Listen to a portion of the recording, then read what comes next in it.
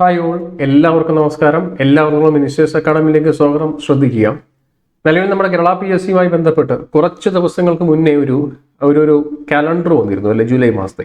അപ്പോൾ അതിൽ ഏറ്റവും പ്രധാനപ്പെട്ട ഒരു എക്സാം നമുക്ക് അനൗൺസ് ചെയ്തിരുന്നു ജൂലൈ 22-ാം തീയതി. ജൂലൈ 22-ാം തീയതി assistant prison officer cum driver എന്നൊരു പോസ്റ്റിലേക്ക് വിജ്ഞാപനം വിളിച്ചിരുന്നു. കാറ്റഗറി നമ്പർ 732/2024 എന്ന കാറ്റഗറി നമ്പറിലായിരുന്നു ആ വിജ്ഞാപനം കേരളത്തിൽ ഇക്കഴിഞ്ഞ 2024 ഡിസംബറിൽ വിളിച്ചിരുന്നത്, അല്ലേ. അപ്പൊ അതിലേക്ക് പരീക്ഷകൾ പ്രഖ്യാപിച്ചിരിക്കുന്നത് ജൂലൈ 22-ാം തീയതിയാണ്. ഏവരും കൃത്യമായി കൺഫർമേഷൻ കൊടുത്തു എന്ന് പ്രതീക്ഷിക്കുന്നു. ഇതിൽ ഇപ്രാവശ്യം വന്നിരിക്കുന്ന ഏറ്റവും പ്രധാനപ്പെട്ട ഒരു മാറ്റം സിലബസ് അടിമുടി മാറ്റമാണ്. നമുക്കറിയാം, മുൻകാല പ്രിസൺ ഡ്രൈവറിന്റെ സിലബസ് വളരെ സിമ്പിൾ ആയിരുന്നു. എന്നാൽ ഈ തവണ പുറപ്പെടുവിച്ചിരിക്കുന്ന ഏറ്റവും പുതിയൊരു സിലബസ് അത്യാവശ്യം നല്ല കട്ടിയാണ്. പുതിയ സിലബസാണ്. സ്പെഷ്യൽ ടോപ്പിക്കുകൾ ആവോളം ഉണ്ട് താനും. ഓക്കെ അല്ലേ? അപ്പൊ നമുക്ക് ആ സിലബസിന്റെ വിശദീകരണങ്ങൾ കൃത്യമായിട്ടൊന്ന് പരിശോധിക്കണം. അതിനു മുന്നേ മിനിസ്റ്റേഴ്സ് അക്കാഡമി ചാനൽ ആദ്യമായിട്ട് കാണുന്ന ആരെങ്കിലും ഉണ്ടെങ്കിൽ യൂട്യൂബ് ചാനൽ കൃത്യമായി സബ്സ്ക്രൈബ് ചെയ്യാൻ മറക്കല്ലേ. തൊട്ടപ്പുറത്തെ ബെൽ ബട്ടൺ ക്ലിക്ക് ചെയ്യുക, ഓൾ നോട്ടിഫിക്കേഷൻ അലേർട്ട് കൊടുക്കുക, എല്ലാ ഗ്രൂപ്പുകളിലേക്കും ചാനൽ കൃത്യമായിട്ട് ഷെയർ ചെയ്യുക. തുടങ്ങാം. നമുക്ക് ആദ്യം ആ നോട്ടിഫിക്കേഷന്റെ പകർപ്പൊന്ന് ഷെയർ ചെയ്യാം. നോക്കൂ, ഇതായിരുന്നു ആ നോട്ടിഫിക്കേഷൻ. നോക്കണേ, നമുക്ക് അതിന്റെ കാറ്റഗറി നമ്പറും കാര്യങ്ങളൊക്കെ ഒന്ന് പരിശോധിക്കണേ. നോക്കൂ, കാറ്റഗറി നമ്പർ 732/2024 അടിസ്ഥാനമാക്കി ഇക്കഴിഞ്ഞ ഡിസംബർ 31-ാം തീയതി 2024 ഡിസംബർ 31-ാം തീയതി പുറപ്പെടുവിച്ച നോട്ടിഫിക്കേഷൻ ആയിരുന്നു. കാറ്റഗറി നമ്പർ 732/2024 ആയിരുന്നു. എന്തായിരുന്നു പോസ്റ്റിന്റെ പേര്? പ്രിസൺസ് ആൻഡ് കറക്ഷൻ സർവീസിലേക്ക് assistant prison officer cum driver എന്നൊരു പോസ്റ്റ്, അല്ലെങ്കിൽ വിളിപ്പേര് വാർഡർ ഡ്രൈവർ എന്നായിരുന്നു, അല്ലേ. എത്രയായിരുന്നു ശമ്പളം? 26,500 മുതൽ 60,700 വരെ. 13 ഒഴിവുകളായിരുന്നു ഉണ്ടായിരുന്നത്, അതായത് വിജ്ഞാപനം വിളിക്കുമ്പോൾ. ഇപ്പോൾ അത് കൂടിയിട്ടുണ്ടാവണം. നമുക്കത് വരും ദിവസങ്ങളിൽ അപ്ഡേറ്റ് ചെയ്യാം. അപ്പോൾ ഇതിന്റെ കാറ്റഗറി നമ്പർ കിട്ടിയല്ലോ. ശമ്പളവും കാര്യങ്ങളൊക്കെ നമ്മൾ അന്നും പറഞ്ഞിരുന്നു. ഇനി നമുക്ക് വേണ്ടത് ഇതിന്റെ ഒരു ഒഫീഷ്യൽ പുതിയ സിലബസ്.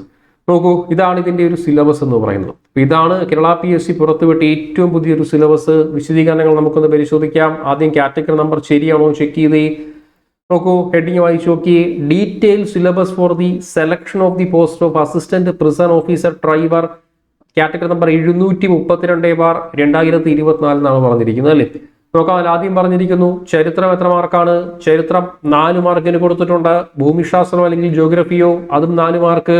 അതുപോലെ എക്കണോമിക്സോ അത് 4 മാർക്ക് തന്നെയാണ്.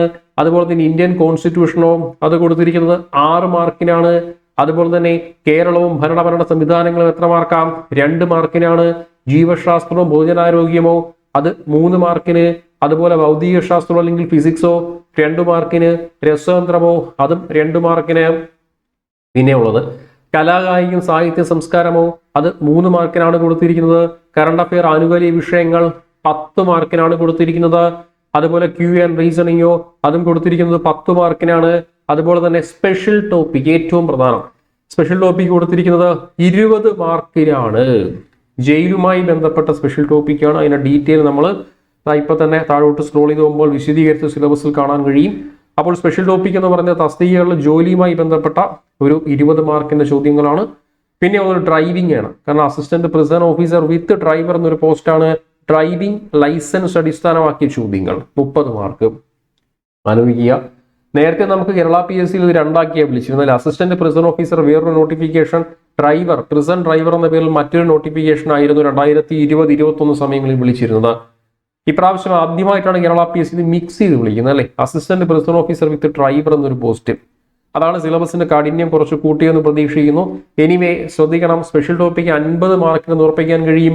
അതായത് ഡ്രൈവിംഗുമായി ബന്ധപ്പെട്ട് മാത്രം 30 മാർക്ക്. പിന്നെ ജയിലുമായി ബന്ധപ്പെട്ട ചോദ്യങ്ങൾ 20 മാർക്ക്. അങ്ങനെ സ്പെഷ്യൽ ടോപ്പിക്ക് മാത്രമുണ്ട് 50 മാർക്ക്. Clearly right.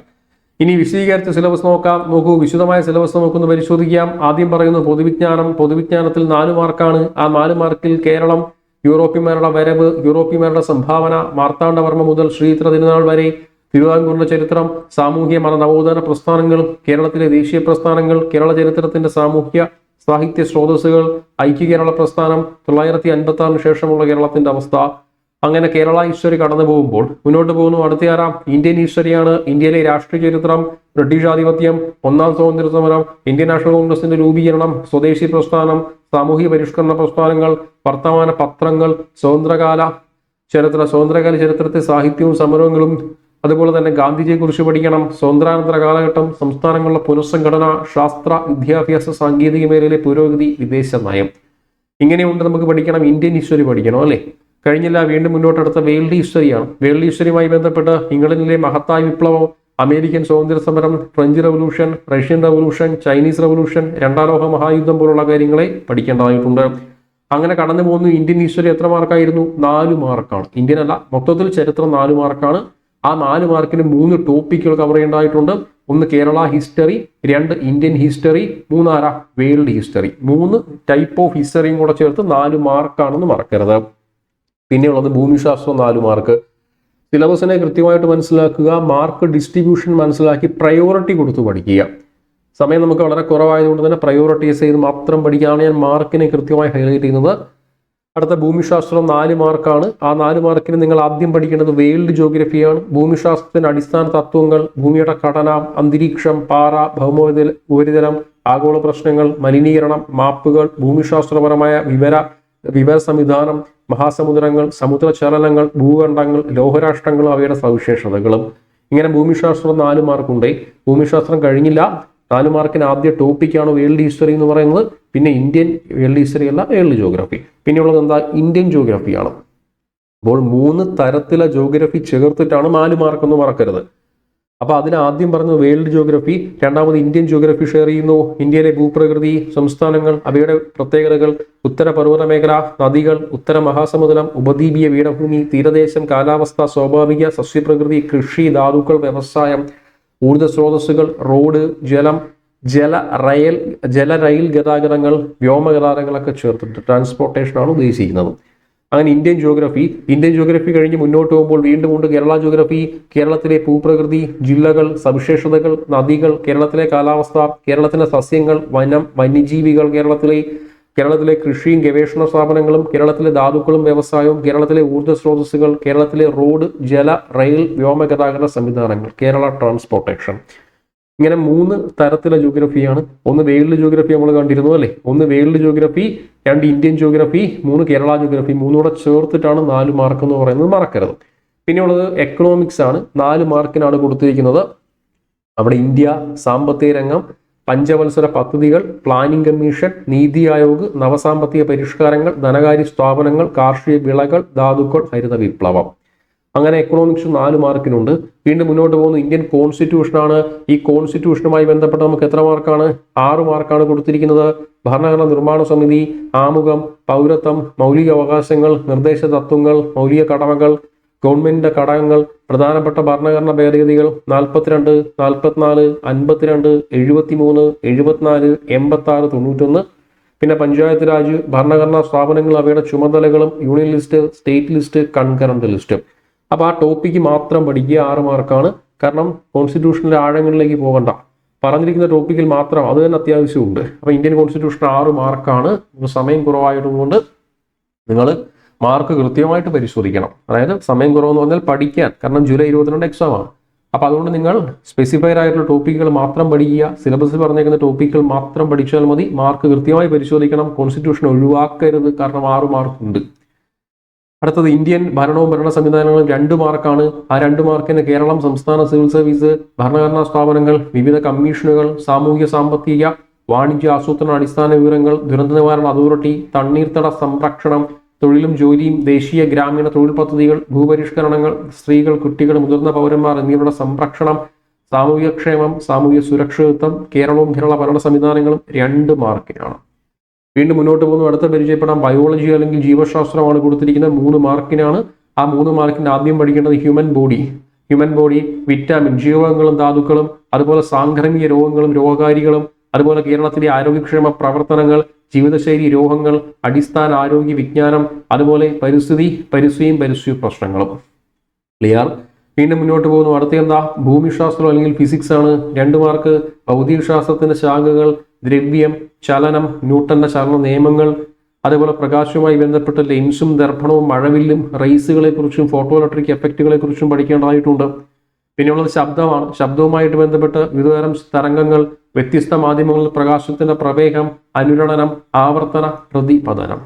പിന്നെയുള്ളത് ബലമാണ്. ബലവുമായി ബന്ധപ്പെട്ട് വിവിധതരം ബലങ്ങൾ, കർഷണത്തിന്റെ ഉപയോഗവും ദോഷങ്ങളും, ദ്രാവകമർദ്ദം, പ്ലവക്ഷമ ബലം, ആർക്കമിഡീസ് തത്വം, പാസ്കൽ നിയമം, സാന്ദ്രത, കേശിക ഉയർച്ച, വിസ്കസ്, പ്രതലബലം, ഗുരുത്വാകർഷണം, അഭികേന്ദ്രബലം, അഭകേന്ദ്രബലം, ഉപഗ്രഹങ്ങൾ, ഇങ്ങനെയുള്ള കാര്യങ്ങളെ കവർ ചെയ്ത് പോകേണ്ടതായിട്ടുണ്ട്. പിന്നെയുള്ള താപമാണ്. താപവുമായി ബന്ധപ്പെട്ട് താപനില, വിവിധതരം തെർമോമീറ്ററുകൾ, ആർദ്രത, ആപേക്ഷിക ആർദ്രത. പിന്നെയുള്ളത് പ്രവൃത്തിയാണ്. പ്രവൃത്തി, ഊർജം, പവർ, ഗണിത പ്രശ്നങ്ങൾ, ഉത്തരവങ്ങൾ, വിവിധതരം ഉത്തരവങ്ങൾ. ഇത്രയാണ് ഫിസിക്സിൽ കവർ ചെയ്യേണ്ടത്. അങ്ങനെ മുന്നോട്ട് പോകുമ്പോൾ വീണ്ടും കെമിസ്ട്രിയുണ്ട്. ഈ കെമിസ്ട്രിയിലുള്ളത് 2 മാർക്കാണ്. ആറ്റം, തന്മാത്ര, ദ്രവ്യത്തിന്റെ വിവിധ അവസ്ഥകൾ, രൂപാന്തരത്വം, വാതക നിയമങ്ങൾ, അക്വാറീജിയ, മൂലകങ്ങൾ, ആവർത്തന പട്ടിക, ലോഹങ്ങൾ, അലോഹങ്ങൾ, ലായനികൾ, രാസപ്രവർത്തനങ്ങൾ, pH മൂല്യം, ആൽക്കലോയിഡ്, ലോഹസങ്കരങ്ങൾ, ആസിഡും ആൽക്കലിയും. ഇങ്ങനെയുള്ള കെമിസ്ട്രി 2 മാർക്ക്. പിന്നെയുള്ളത് കലാകായിക സാഹിത്യ സംസ്കാരം എന്ന് പറയുന്ന ടോപ്പിക്ക് 3 മാർക്കാണ്. 4 ടോപ്പിക്കാണ്. കലയെക്കുറിച്ച് പഠിക്കണം, സ്പോർട്സിനെ കുറിച്ച് പഠിക്കണം, സാഹിത്യങ്ങളെ കുറിച്ച് പഠിക്കണം, സംസ്കാരങ്ങളെ കുറിച്ച് പഠിക്കണം. ക്ലിയർ അല്ലേ? അതിൽ ആദ്യം പറയുന്നു കലയുമായി ബന്ധപ്പെട്ട് കേരളത്തിലെ ഏറ്റവും പ്രധാനപ്പെട്ട ദൃശ്യശ്രാവ്യ കലകൾ, ഇവിടെ ഉത്ഭവം, വ്യാപനം, പരിശീലനം, പ്രശസ്തമായ സ്ഥലങ്ങൾ, സ്ഥാപനങ്ങൾ, വ്യക്തികൾ, കലാകാരന്മാർ, എഴുത്തുകാർ. പിന്നെയുള്ള സ്പോർട്സാണ്. സ്പോർട്സുമായി ബന്ധപ്പെട്ട് 3 തരത്തിലുള്ള സ്പോർട്സും വേണം അല്ലേ? World sports, Olympics, Asian games എല്ലാം കൃത്യമായി കവർ ചെയ്യണം. അതുമായി ബന്ധപ്പെട്ട അവാർഡുകൾ കവർ ചെയ്യേണ്ടതായിട്ടുണ്ട്. പ്രധാന ട്രോഫികൾ, പ്രധാന കായിക ഇനങ്ങൾ, അതുപോലെ ഒളിമ്പിക്സ് എന്ന് പറയുന്ന വേൾഡ് സ്പോർട്സ്, ഒളിമ്പിക്സ്, അതുപോലെ ഏഷ്യൻ ഗെയിംസ്, അതൊരു വേൾഡ് സ്പോർട്സ് ആയിട്ടുള്ള ഏഷ്യൻ ഗെയിംസ്. പിന്നെയുള്ളത് നമ്മുടെ നാഷണൽ ഗെയിംസുകൾ, ദേശീയ ഗെയിംസുകൾ കൃത്യമായി നോക്കണം. അതുമായി ബന്ധപ്പെട്ട മത്സരങ്ങളും നേട്ടങ്ങളും കൃത്യമായി പരിശോധിക്കണം. ഇങ്ങനെയുള്ള കാര്യങ്ങളെ കൃത്യമായി കവർ ചെയ്ത് പോകേണ്ടതായിട്ടുണ്ട്. അതുപോലെ പിന്നെയുള്ള സാഹിത്യമാണ്. സാഹിത്യവുമായി ബന്ധപ്പെട്ട് മലയാളത്തിലെ പ്രധാന സാഹിത്യ പ്രസ്ഥാനങ്ങൾ, ആദ്യ കൃതികൾ, കർത്താക്കൾ, എഴുത്തുകാർ, തൂലികാനാമങ്ങൾ, അപരനാമങ്ങൾ, കഥാപാത്രങ്ങൾ, കൃതികൾ. പിന്നെയുള്ളത് പ്രശസ്തമായ വരികൾ, കൃതികൾ, എഴുത്തുകാർ. പിന്നെയുള്ളത് മലയാള പത്രപ്രവർത്തനവുമായി ബന്ധപ്പെട്ട്. പിന്നെയുള്ളത് മലയാളവുമായി ബന്ധപ്പെട്ട അവാർഡുകൾ, ജ്ഞാനപീഠങ്ങളെക്കുറിച്ച്, മലയാള സിനിമ. ഇത്രയും കാര്യങ്ങൾ കവർ ചെയ്ത് വരണം. പിന്നെയുള്ള സംസ്കാരമാണ്. കേരളത്തിലെ ഏറ്റവും പ്രധാനപ്പെട്ട സാംസ്കാരിക ഉത്സവങ്ങൾ, ആഘോഷങ്ങളുമായി ബന്ധപ്പെട്ട സ്ഥലങ്ങൾ, അതുപോലെ കേരളത്തിലെ സംസ്കാര കേന്ദ്രങ്ങൾ, ആരാധനാലയങ്ങൾ, സാംസ്കാരിക നായകർ, അവരുടെ സംഭാവനകൾ. പിന്നെയുള്ളത് കറണ്ട് അഫെയർ ആണ്. ലാസ്റ്റ് 1 ഇയർ കൃത്യമായി പരിശോധിക്കണം. 1 ഇയർ എന്ന് പറയുമ്പോൾ നമുക്കറിയാം ഒരു 2024 ഇപ്പം ജൂലൈയിലല്ലേ പറഞ്ഞിരിക്കുന്നത് അല്ലേ?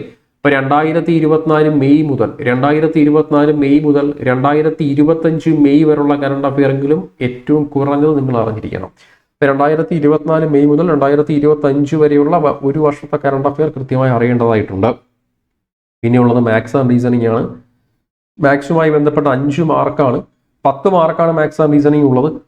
അതിൽ QA എന്ന് പറയുന്ന ടോപ്പിക്ക് 5 മാർക്കാണ്. അവിടെയാണ് സംഖ്യകളും അടിസ്ഥാന ക്രിയകളും ഭിന്നസംഖ്യകളും ദശാംശ സംഖ്യ, ശതമാനം, ലാഭവും നഷ്ടവും, സാധാരണ പലിശയും കൂട്ടുപലിശയും, അതുപോലെ തന്നെ അംശബന്ധവും അനുപാതവും, സമയവും ദൂരവും, സമയവും പ്രവൃത്തിയും, ശരാശരി, കൃത്യംഗം, ജാമിതി രൂപങ്ങൾ, പ്രോഗ്രഷൻസ്. കൃത്യമായ ടോപ്പിക്കുകൾ കൊടുത്തിട്ടുണ്ട്. വർഷങ്ങളായി കേരള PSCയിൽ ഉൾക്കൊള്ളിച്ചിരിക്കുന്ന മാത്സിന്റെ സിലബസ് ആണ്. QA 5 മാർക്കാണ്. പിന്നെയുള്ളത് റീസണിംഗ് ആണ്. റീസണിംഗ് ഇതുപോലെ തന്നെ സമാന ബന്ധങ്ങൾ, അതുപോലെ ഒറ്റയാനെ കണ്ടെത്തൽ, സംഖ്യ അവലോകനം, ഗണിത ചിഹ്നങ്ങൾ, കോഡിംഗ്, ഡീകോഡിംഗ്, കുടുംബ ബന്ധങ്ങൾ, ദിശാവബോധം, ഡയറക്ഷൻ ടെസ്റ്റ്, അതുതന്നെയാണ് ദിശാവബോധം, ക്ലോക്ക്, കലണ്ടർ, ഇങ്ങനെയുള്ള കാര്യങ്ങളെ ചേർത്ത് റീസണിങ്ങിന് എത്ര മാർക്കാണ്? 5 mark. Totally maths and reasoning 10 mark, 5 mark റീസണിങ്ങും, 5 മാർക്ക് QAയും, അതായത് ക്വാണ്ടിറ്റേറ്റീവ് ആപ്റ്റിറ്റ്യൂഡ്. ഇനിയാണ് എല്ലാവർക്കും പേടിയായിട്ടുള്ള ഏറ്റവും പ്രധാനപ്പെട്ട ഏറ്റവും വലിയൊരു സിലബസ്, സ്പെഷ്യൽ ടോപ്പിക് 50 മാർക്കും. അപ്പം നമ്മൾ ഇത്രയും നേരം ഡിസ്കസ് ചെയ്ത GK മാത്സ് ഒക്കെ ശരിക്കും 50 മാർക്കിനേ ഉള്ളൂ. ബാക്കിയുള്ള 50 മാർക്ക് സ്പെഷ്യൽ ടോപ്പിക്കാണ്. ആ 50 മാർക്കിന്റെ സിലബസ് ബോർഡിലേക്ക് നോക്കി. സ്പെഷ്യൽ ടോപ്പിക് എന്ന് പറയുമ്പോൾ തസ്തികയുള്ള ജോലി സ്വഭാവവുമായി ബന്ധപ്പെട്ട വിഷയങ്ങൾ 20 മാർക്കാണ്. അതിനാണ് കേരള ജയിൽ വകുപ്പ്. ജയിൽ വകുപ്പിന്റെ ഘടനയും പ്രവർത്തന രീതികളും 5 മാർക്ക്. മനുഷ്യാവകാശ സംരക്ഷണ നിയമം 993, അതും 5 മാർക്കുണ്ട്. അതുപോലെ വിവരാവകാശ നിയമം 2005, അതുകൊണ്ട് 5 മാർക്ക്. പിന്നെയുള്ളത് മനഃശാസ്ത്രം, അടിസ്ഥാന തത്വങ്ങൾ, അതുകൊണ്ട് 5 മാർക്ക്. അതിൽ മനുഷ്യ സ്വഭാവം, പ്രതികരണങ്ങൾ, മനോവിശ്ലേഷണ സിദ്ധാന്തം, ആക്രമോത്സവ, അതുപോലെ ഇച്ഛാഭംഗം, അതുപോലെ തന്നെ മാനസിക സമ്മർദ്ദം, ഉത്കണ്ഠ, വ്യക്തിയും സമൂഹവും, അതുപോലെ തന്നെ സംയോജനം അല്ലെങ്കിൽ അഡ്ജസ്റ്റ്മെന്റ്, അഭിപ്രേരണ അല്ലെങ്കിൽ മോട്ടിവേഷൻ, ബുദ്ധി ബഹുമുഖ സിദ്ധാന്തം അല്ലെങ്കിൽ മൾട്ടിപ്പിൾ ഇന്റലിജൻസ്. ഇത്രയുള്ള കുറച്ച് സൈക്കോളജിക്കൽ കാര്യങ്ങളും RTIയും മനുഷ്യാവകാശ സംരക്ഷണവും കേരള ജയിലും കൂടെ ചേർത്തിട്ട് നമുക്ക് 20 മാർക്കാണ് സബ് ടോപ്പിക്കായി അല്ലെങ്കിൽ സ്പെഷ്യൽ ടോപ്പിക്കായി കൊടുത്തിരിക്കുന്നത്. മൊത്തത്തിൽ 50 മാർക്കാണ് സ്പെഷ്യൽ ടോപ്പിക്ക്. ബാക്കി 30 മാർക്ക് എന്ന് പറയുന്നത് ലൈസൻസ് ആണ് അല്ലെങ്കിൽ ഡ്രൈവിംഗ് ആണ്. ഡ്രൈവിംഗ് ലൈസൻസ് അടിസ്ഥാനമാക്കിയുള്ള ചോദ്യങ്ങൾ 30 മാർക്കിനുണ്ട്. ആ 30 മാർക്കിൽ ആദ്യം പറയുന്ന ചാപ്റ്റർ ഏതാ? Driving licence related regulations. Motor vehicle act 1988 അതിലെ ചാപ്റ്ററുകൾ കൃത്യമായി പഠിക്കണം. സെൻട്രൽ മോട്ടോർ വെഹിക്കിൾ റൂൾസ് ഉണ്ട്, 989 കൃത്യമായി പഠിക്കേണ്ടതായിട്ടുണ്ട്. കേരള മോട്ടോർ വെഹിക്കിൾ റൂൾസ് 989 കൃത്യമായി പഠിക്കണം. അതിലെ സബ് ടോപ്പിക് അവിടെ 5 മാർക്കാണ്. ഇതൊരു ശരിക്കും ഒന്നാമത്തെ ചാപ്റ്റർ ആണ് കേട്ടോ. ഈ ഒരു ലൈസൻസ് റിലേറ്റഡ് റെഗുലേഷൻസ് ഒന്നാമത്തെ ചാപ്റ്ററാണ്. അപ്പോൾ ആ ചാപ്റ്റർ 5 മാർക്കിനാണ്. ആ 5 മാർക്കിലെ സബ് ടോപ്പിക് എന്ന് പറയുന്നതും അതിലെ ഒന്നാമത്തെ സബ് ടോപ്പിക്കാണ് ഇത്. Testing the knowledge of ME act 988, CMVR 989, KMVR 989 കുറെ ഡെഫിനിഷൻസ് കൊടുത്തിട്ടുണ്ട്. എന്താണ് articulator vehicle, certificate of registration, golden hour, public place, transport vehicle, gross vehicle weight, heavy goods passenger motor vehicle 1 മാർക്കാണ്. അപ്പൊ 5-1 ലൈസൻസുമായി ബന്ധപ്പെട്ട ചോദ്യങ്ങളാണ്. അപ്പോൾ ആ ലൈസൻസിൽ ആദ്യ ചാപ്റ്റർ എന്ന് പറയുന്നത് ഡ്രൈവിംഗ് ലൈസൻസ് റിലേറ്റഡ് റെഗുലേഷൻസ് ആണ്. ആ റെഗുലേഷൻസിൽ ആദ്യം പഠിക്കേണ്ട സബ് ടോപ്പിക് ഇതാണ്. രണ്ടാമത്തെ സബ് ടോപ്പിക് എന്താ? ടെസ്റ്റിംഗ് ദി നോളജ് ഓഫ് വെഹിക്കിളിന്റെ ഡെഫിനിഷൻ. എന്താണ് category M vehicle, N vehicle, T type എന്നുള്ള വെഹിക്കിളിന്റെ ഡെഫിനിഷൻസ് പറഞ്ഞിട്ടുണ്ട്. 1 മാർക്കാണ്. CMR റൂൾ 3ലും 2ലും അത് പറഞ്ഞിട്ടുണ്ട്.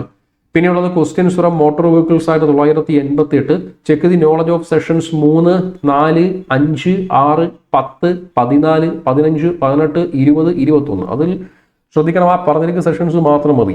ആ സെഷൻസിൽ നിന്ന് അകത്തു നിന്നാണ് ക്വസ്റ്റ്യൻ. എക്സ്ട്രാ ആയിട്ട് ഒന്നും നോക്കേണ്ടതായിട്ടില്ല. ആ സെഷൻസ് മാത്രം കൃത്യമായിട്ട് കാണാതെ പഠിച്ചിട്ട് പോയാൽ മതി. മാർക്ക് ഷുവറാണ്. പിന്നെയുള്ളത് questions from central motor vehicle rules 989 to check the knowledge of rules. കണ്ടോ, 3, 4, 5, 9, 15 സബ്സെക്ഷൻ 3, 16, 17, 18, 21, 22, 26, 32 എടുത്തു പറയുന്നു 1 മാർക്ക്. ഓക്കെ അല്ലേ? പിന്നെയുള്ളത് questions from Kerala motor vehicle rules 989 to check the knowledge of Kerala motor vehicle rule 4, 6, 19, 20, 28, 38, 40, 41, 44, 45, 46 എടുത്തു പറയുന്നുണ്ട്. പിന്നെയുള്ളത് ബാഡ്ജാണ്. ഇപ്പോൾ ലൈസൻസുമായി ബന്ധപ്പെട്ട സബ് ടോപ്പിക്കുകൾ 5 മാർക്കിനാണ് കൊടുത്തിരിക്കുന്നത്. 5 ചാപ്റ്ററായിട്ട് നമുക്കിതിനെ പരിഗണിക്കേണ്ടതായിട്ടുണ്ട്. പിന്നെയുള്ളത് അടുത്ത ഒരു സെഷനിൽ പറയുന്ന കാര്യം ശരിക്കും ബാഡ്ജാണ്. ഡ്രൈവേഴ്സിന്റെ ബാഡ്ജുമായി ബന്ധപ്പെട്ട് നമുക്കൊരു 5 മാർക്കിന് ചോദ്യങ്ങളുണ്ട്. അതിൽ ആദ്യം പറയുന്നത് ബാഡ്ജുമായി ബന്ധപ്പെട്ട ക്വസ്റ്റ്യൻസിൽ 2 മാർക്കിൽ ഒരു സബ് ടോപ്പിക്ക് കൊടുത്തിട്ടുണ്ട്. അതിൽ എന്താണ് പബ്ലിക് സർവീസ് വെഹിക്കിളിന്റെ ഡെഫിനിഷൻ എന്ന് പഠിക്കണം. അതുപോലെ types of public service vehicle, എന്താണ് hazards vehicle, stage carriage, temporary permit, special പെർമിറ്റിനെ കുറിച്ചൊക്കെ പഠിക്കേണ്ടതായിട്ടുണ്ട്. പിന്നെയുള്ളത് മോട്ടോർ വെഹിക്കിൾ ഡ്രൈവിംഗ് റെഗുലേഷൻസ് 2017 3 മാർക്കാണ്. റെഗുലേഷൻസ് 3 മുതൽ 10 വരെ, റെഗുലേഷൻസ് 11 to 26, റെഗുലേഷൻസ് 27 to 40. പിന്നെയുള്ളത് basic knowledge in automobile engineering with respect of central motor vehicle rules 989 rule 31. അതും കാര്യങ്ങളും കൃത്യമായി നോക്കേണ്ടതായിട്ടുണ്ട്. റൂൾ 31A ഒക്കെ കൃത്യമായിട്ട് പഠിക്കുക. ഡ്രൈവിംഗുമായി ബന്ധപ്പെട്ട തിയറീസ് പറയുന്നുണ്ട്. തിയറീസിനെ കൃത്യമായി നോക്കാൻ പറയുന്നു. Basic knowledge in automobile engineering ആണത്. ക്ലിയർ? പിന്നെ താഴോട്ട് പോകുന്ന സമയത്ത് drivers responsibility on roads, priority on certain vehicles, ambulance പോലുള്ള വെഹിക്കിൾസിന് പ്രയോറിറ്റി കൊടുക്കുന്ന കാര്യമാണ് പറയുന്നത്. Introduction to dial gauges and controls, development of judge and anticipation പോലുള്ള കാര്യങ്ങളെ കൃത്യമായി കവർ ചെയ്യുന്നു. പിന്നെയുള്ള നമുക്ക് വേണ്ടത് offence under motor vehicles act 988 ആണ്. അതിൽ 5 മാർക്കാണ് കൊടുത്തിരിക്കുന്നത്. ആ 5 മാർക്ക് കൃത്യമായുള്ള ഒഫൻസുകൾ നോക്കണം. ME act 980 sessions 112, ME act session 113, 114, 115, ME act session 980 session 130, 134 വരെയുള്ള കാര്യങ്ങൾ അല്ലേ. പിന്നെയുള്ളത് ME ആക്ട് സെഷൻ 177 to 201. അപ്പോൾ ആ സെഷൻസ് കൃത്യമായി പഠിക്കേണ്ടത് ഒഫൻസ് എന്നൊരു ചാപ്റ്ററിലാണ്. അതിൽ ആ ഒരു 5 മാർക്കാണ് കൊടുത്തിരിക്കുന്നത്. പിന്നെയുള്ളത് ഗുഡ് സമാരിറ്റിയൻ ആണ്. Good Samaritan and detention of documents and vehicles under motor vehicles act 5 മാർക്കിനാണ് കൊടുത്തിരിക്കുന്നത്. 5 മാർക്കിൽ പഠിക്കേണ്ടതായിട്ടുള്ളത് CMR 989 റൂൾ 168 പറയുന്ന കുറച്ച് കാര്യങ്ങളും 169 പറയുന്ന കുറച്ച് കാര്യങ്ങൾ, റൂൾ 206, റൂൾ 207 അതൊക്കെ ME ആക്ട് 988. അപ്പോൾ നമ്മൾ എപ്പോഴും അവന് പഠിക്കുമ്പോൾ ശ്രദ്ധിക്കേണ്ട ഏറ്റവും പ്രധാനപ്പെട്ട കാര്യം, നിങ്ങൾ മൂന്നായിട്ടാണ് ഇത് പഠിക്കേണ്ടത്. മൂന്നായിട്ടെന്ന് പറഞ്ഞാൽ, ഒന്ന് 1988 മോട്ടോർ വെഹിക്കിൾ ആക്ടിൽ എന്തൊക്കെ പറഞ്ഞിട്ടുണ്ട്, അതുപോലെ തന്നെ സെൻട്രൽ മോട്ടോർ വെഹിക്കിൾ റൂൾ 1989 എന്തൊക്കെ പറഞ്ഞിട്ടുണ്ടെന്ന് പഠിക്കണം. പിന്നെ കേരള മോട്ടോർ വെഹിക്കിൾ റൂൾ 1989 എന്തൊക്കെ പറഞ്ഞിട്ടുണ്ടെന്ന് പഠിക്കണം. എപ്പോഴും നമ്മൾ ഈ ഒരു ഡ്രൈവിങ്ങുമായി ബന്ധപ്പെട്ട ചാപ്റ്ററുകൾ പഠിക്കുമ്പോൾ മൂന്നായിട്ട് പഠിക്കുക. ഒന്ന് ME act 1988, CMVR act 1989, Kerala motor vehicle rule 1989 മൂന്നായിട്ട് പഠിക്കേണ്ടതായിട്ടുണ്ട്. അപ്പോൾ നമുക്ക് ഡ്രൈവിങ്ങുമായി ബന്ധപ്പെട്ട സ്പെഷ്യൽ ടോപ്പിക്കിൻ്റെ ക്ലാസ്സുകൾ അവൈലബിൾ ആണ്. അതിൽ കൃത്യമായി ഞാനത് ഷെയർ ചെയ്യുന്നുണ്ട്. പിന്നെയുള്ളത് ലാസ്റ്റ് ടോപ്പിക്ക് വന്നിട്ട് നമ്മൾ ചാപ്റ്റർ 5 പാർട്ട് 3 എന്ന് പറഞ്ഞിട്ട് ഒരു ടോപ്പിക്ക് പറയുന്നുണ്ട്. അവിടെ CMVR റൂൾ 117 മുതൽ 137 വരെ, CMVR റൂൾ 117 മുതൽ 137 വരെ, അതായത് സെൻട്രൽ മോട്ടോർ വെഹിക്കിൾ റൂൾ 117 മുതൽ 137 വരെയാണ് പറയുന്നത്. 5 മാർക്കിനാണ് കൊടുത്തിരിക്കുന്നത്. കടന്നു പോകാനുള്ള 5 മാർക്ക്. അപ്പോൾ ഇത്രയും കാര്യങ്ങൾ ഉൾപ്പെടുത്തിയാണ് നിലവിൽ നമുക്ക് സിലബസുകൾ കേരള PSC പബ്ലിഷ് ചെയ്തിരിക്കുന്നത്. ഒരു വളരെ വലിയൊരു സിലബസ് ആണ്. സിലബസിൻ്റെ ഏറ്റവും വലിയ സ്പെഷ്യാലിറ്റി മനസ്സിലായി കാണണം. സിലബസിൽ 50 മാർക്ക് സ്പെഷ്യൽ ടോപ്പിക്കാണ്. ഞാൻ ആ സിലബസിൻ്റെ ഇൻഡെക്സ് ഒന്നും കൂടെ ഷെയർ ചെയ്യാം. സിലബസിൻ്റെ ഏറ്റവും വലിയ സ്പെഷ്യാലിറ്റി എന്ന് പറയുന്നത് 50 മാർക്ക് ഉണ്ടോ, 50 മാർക്ക് സ്പെഷ്യൽ ടോപ്പിക്കാണ്. സിലബസിൽ ഇംഗ്ലീഷ് ഇല്ല, ഇംഗ്ലീഷ് മലയാളം ഇല്ല, അല്ല ഇംഗ്ലീഷ് മലയാളം ഇല്ല. പകരം മാത്സ് ആൻഡ് റീസണിങ് ഒരു 10 mark, maths and reasoning 10 mark അല്ലേ. സിലബസിൽ ഇംഗ്ലീഷും മലയാളം ഇല്ല, പകരം മാത്സ് ആൻഡ് റീസണിങ് 10 മാർക്കിന് കൊടുത്തിട്ടുണ്ട്. സ്പെഷ്യൽ ടോപ്പിക്ക് 50 മാർക്കാണ്. അപ്പോൾ ഏറ്റവും പ്രധാനപ്പെട്ട ഈ ഒരു സിലബസിലെ ഏറ്റവും പ്രധാനപ്പെട്ട ടോപ്പിക് ആരാ, സ്പെഷ്യൽ ടോപ്പിക്കാണെന്ന് മനസ്സിലായി. സ്പെഷ്യൽ ടോപ്പിക്കിൽ 50 മാർക്കും സ്കോർ ചെയ്യാൻ ഏവരും കൃത്യമായിട്ട് ശ്രമിക്കുക. അപ്പോൾ സ്പെഷ്യൽ ടോപ്പിക്കുമായി ബന്ധപ്പെട്ട പ്രത്യേകം ക്ലാസ്സുകൾ നമ്മുടെ മിനിസ്റ്റേഴ്സ് അക്കാഡമിയിൽ അവൈലബിൾ ആണ്. അതുമായി ബന്ധപ്പെട്ട ഡീറ്റെയിൽസുകൾ അറിയാൻ കമന്റ് ബോക്സിലെ കോൺടാക്ട് നമ്പറിൽ കൃത്യമായിട്ട് കോൺടാക്ട് ചെയ്യുക. ഇല്ലേ? അപ്പോൾ ഓക്കെയാണ്. അപ്പോൾ നിലവിൽ നമ്മുടെ മിനിസ്റ്റേഴ്സ് അക്കാഡമി എന്ന യൂട്യൂബ് ക്ലാസ് കണ്ടുകൊണ്ടിരിക്കുന്ന എല്ലാവരും ചാനൽ കൃത്യമായി സബ്സ്ക്രൈബ് ചെയ്യാം. തൊട്ടപ്പുറത്തെ ബെൽ ബട്ടൺ ക്ലിക്ക് ചെയ്യുക, ഓൾ നോട്ടിഫിക്കേഷൻ അലേർട്ട് കൊടുക്കുക. എല്ലാ ഗ്രൂപ്പുകളിലേക്കും ചാനൽ കൃത്യമായിട്ട് ഷെയർ ചെയ്യുക.